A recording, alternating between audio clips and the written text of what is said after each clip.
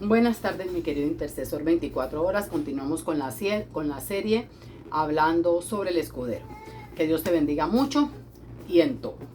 Ciertamente esta semana vamos a seguir hablando sobre el escudero y vamos a empezar, cuando entremos a la intercesión, a hacer preguntas, ¿no? Ustedes mismos van a empezar a encontrar personajes de la Biblia donde podemos destacar su papel en un momento dado como escudero. Por eso no hablo estrictamente aún de esos escuderos que la Biblia dice como, o sea, menciona como escuderos.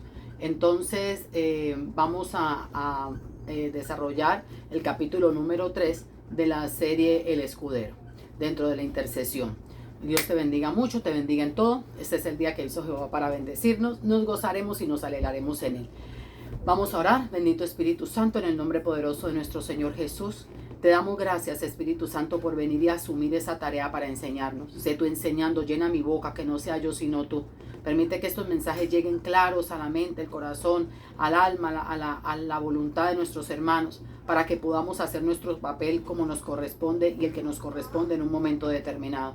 Haznos ser verdaderos escuderos en tu propósito, escuderos de Cristo para que el propósito, Señor, sea cumplido y que nosotros podamos hacer nuestra tarea. En un momento, Señor, al frente de la fila, pero otro, Señor, con mucha grandeza y dignidad atrás, donde nos corresponda, de manera que el propósito nunca se pierde y tengamos verdadero compromiso con Él y honremos también a la persona que tenemos en eminencia, Señor, en el nombre poderoso de Jesús. Amén.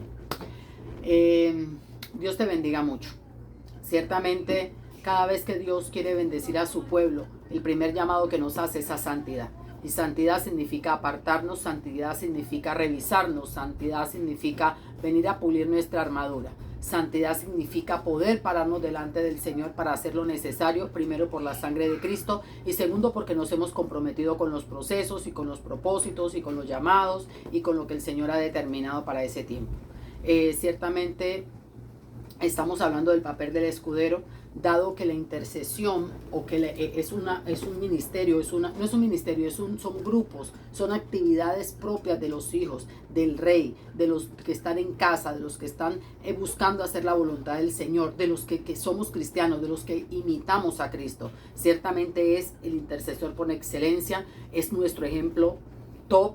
Un hombre que fue capaz de darlo absolutamente todo, un Dios que fue capaz de darlo absolutamente todo por cada uno de nosotros. Se puso enfrente y recibió nuestro castigo, haciéndose él mismo maldición para que nosotros pudiéramos ser salvos, redimidos, justificados y estar hoy aquí. Ciertamente hoy en el capítulo 3 de la serie El Escudero vamos a hablar de Josué. Josué fue un muchacho que es hijo de una generación a la que se le rescató de la esclavitud en Egipto.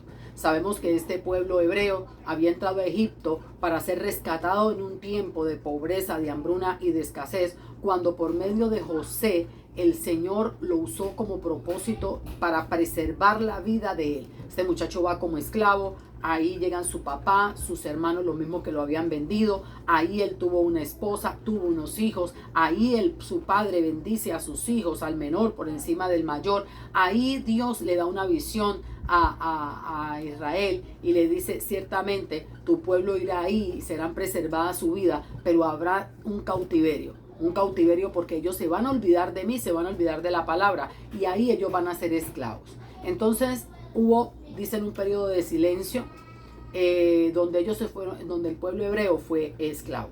Ok, este pueblo es libertado. Dentro del pueblo que es libertado nace un Josué.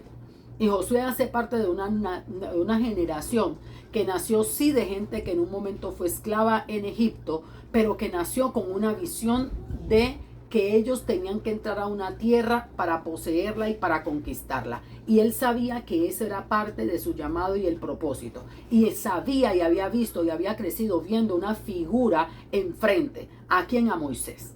Y él se compromete con esta causa, se compromete con este llamado que el Señor hace y entiende la autoridad y el propósito sobre Moisés y la necesidad de que alguien le ayude. Este muchacho se convierte en un escudero. ¿Qué necesita mi Señor? Que le levanten los brazos, aquí estoy.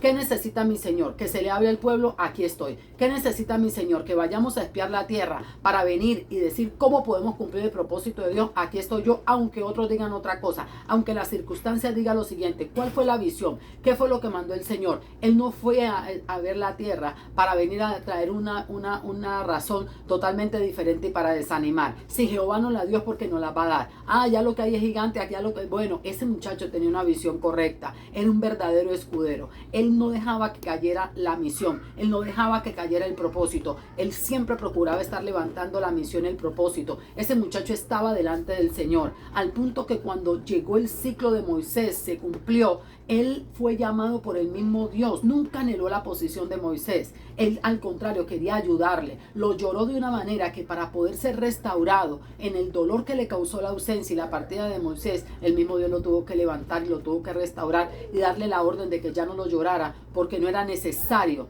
Ya era suficiente y él tenía que levantarse para continuar con lo que había terminado. No había terminado Moisés, y para ser la generación que se iba a entrar a poseer esa tierra. Ciertamente un escudero tiene que estar tan preparado, o más preparado, tan dispuesto o más dispuesto como el líder, sin transgredir. José nunca transgredió, nunca sobrepasó la autoridad, nunca abandonó el campamento, nunca entendió que ese llamado no era para él. Era lo mismo que fuera Moisés o fuera Josué, porque Josué estaba plantado y determinado.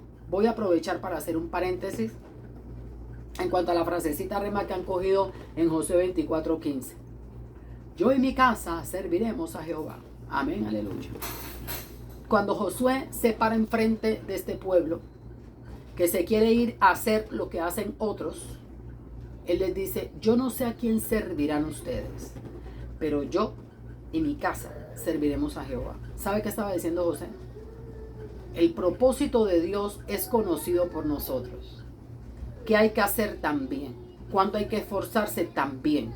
¿Cómo hay que educar a los muchachos? Lo sabemos. ¿Qué es lo que hay que hacer en la palabra? Las leyes, preceptos, estatutos los conocemos. Y eso es lo que se va a hacer en mi casa. Todo el que está bajo mi cobertura va a ir bajo los estatutos, mandamientos y preceptos que el Señor ordenó por medio de su siervo Moisés, mi líder, a quien yo escudo, a quien yo le sirvo, a quien yo estoy por el propósito y el llamado que Dios puso sobre él.